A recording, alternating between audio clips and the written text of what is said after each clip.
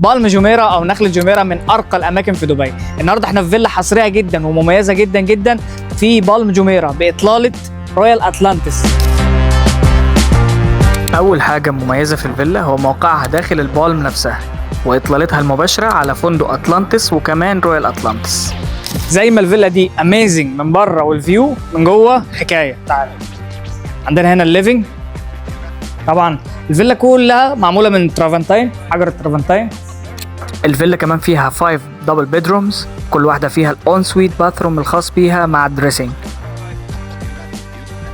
الفيلا دي مش محتاجين نتكلم عنها كتير لان الفيو بتاعها اميزنج.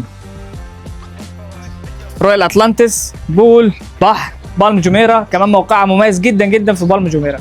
اذا مهتم حابب تيجي تشوفها get in touch.